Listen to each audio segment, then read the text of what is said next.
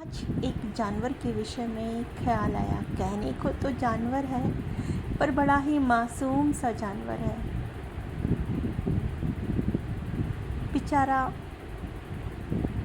इसके विषय में क्या ही बताऊं। पहले तो मैं उसका नाम बता देती हूँ कि बड़ा प्यारा सा जानवर है जिसको हम गधा बोलते हैं। और उसको तो हम गधा बोलते हैं, लेकिन होशियार प्राणी तो वो है जो बेचारे इसका इस्तेमाल तो देखो कैसे करता है। ये बहुत ही मैं मासूम जानवर कह रही हूँ, तो इस बेचारे को तो इतना नहीं पता कि जाना क्या है, करना क्या है। तो एक चतुर प्राणी या होशियार प्राणी है, वो इसको कैसे इससे काम निकलवाता है। एक दिन सुबह वॉक कर रही थी तो यही देखा, एक बिल्डिंग बन रही थी। अब तो खैर वो पूरी बन चुकी है। तो वो मल्टी स्टोरीड बिल्डिंग बन रही थी। गधे पे उसने बहुत सारी रेत की बोरियां रख रखी थी। अब बेचारा वो मासूम सा प्राणी जो सीढ़ियाँ चढ़ना ना जाने, वो होशियार आदमी उसको सीढ़ियाँ चढ़वा रहा था।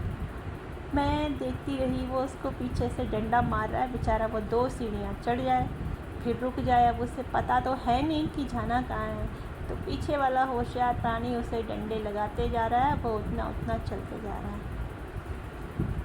ये मेरे कहने का मतलब यहाँ पर था कि ऐसा ही हम में से भी कुछ लोग ऐसे ही होते हैं कि जो होशियार प्राणी है वो इस मासूम प्राणी को कैसे इस्तेमाल करता है। मैं इंसान को गधा नहीं कह रही, क्योंकि आज के संदर्भ में जो ये मासूम सा जानवर है, अगर हमें किसी को दर्शाना होता है ना किसी की मासूमियत, तो हम उसको गधा कह देते हैं कि गधे के जैसा है, क्योंकि शायद वो मासूम इतना है।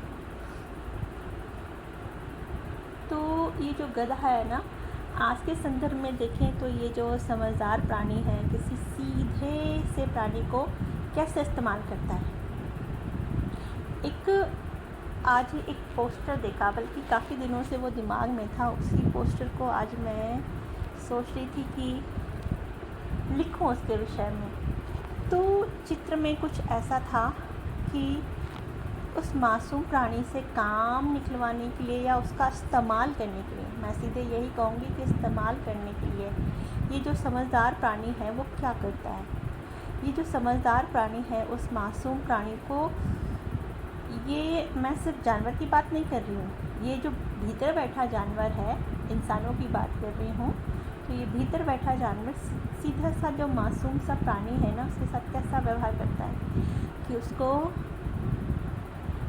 उस चित्र में ना उस गधे के साथ में, डंडी के साथ में गाजर बांधी हुई थी। तो बेचारे को वो गाजर के लालच में चलता जा रहा है और अंतहीन चलता जा रहा है कि शायद उसको ये गाजर मिल जाएगी, लेकिन ये गाजर उसके लिए स्वप्न जैसी है। ये तो कहानी हुई। अब यहाँ पर हम थोड़ा सा फ्लैशबैक में चलते हैं। तो जो ये समझदार प्राणी है मासूम प्राणियों को या मासूम इंसान को कैसे हरता है, ठीक ऐसे ही कि उस मासूम प्राणी को वह लालच के सपने देता रहेगा कि यार ये काम कर दे तो ये ऐसा हो जाएगा, हमें ऐसे ऐसे प्रॉफिट हो जाएगा कि तू मुझे इस तरह से सहयोग करेगा तो तेरा ये प्रॉफिट हो जाएगा। तो उसका प्रॉफिट हो या ना हो, लेकिन ये जो समझदार प्राणी है ये अपने प्रॉफिट के लिए उसको कैसे इस्तेमाल करता है, यही है। और ये जो मासूम सा प्राणी है ये सोच रहा है कि ये जो है ना, चलो मेरे पास तो इतना कुछ नहीं है, ये बहुत सीधा है, सच्चा है, कन्विंस कर रहा है, तो मेरा भी प्रॉफिट कुछ ना कुछ होगा। लेकिन ऐसा होता नहीं है। और मैं ये इंसानों के विषय में बात करती हूँ। फिर आज एक लालच, फिर एक लालच, या इस लालच को हम कह रहे हैं भविष्य में कुछ मिलने का, कुछ सपने, ये सपने देते जाता है और वो सपने लेते जाता है कि नहीं आज नहीं हो रहा है तो चलो कोई बात नहीं, नहीं हो पाया, कल हो जाएगा। और हम जैसा कि जानते हैं कि कल कभी आता नहीं है।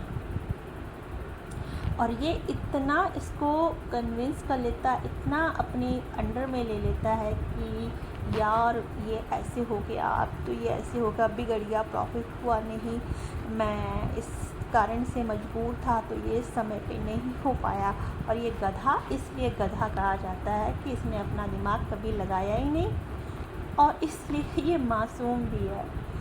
इसी के सर पे वो सपनों रूपी जो गाजर है वो बांध के इससे अपना काम निकलवाता रहता है।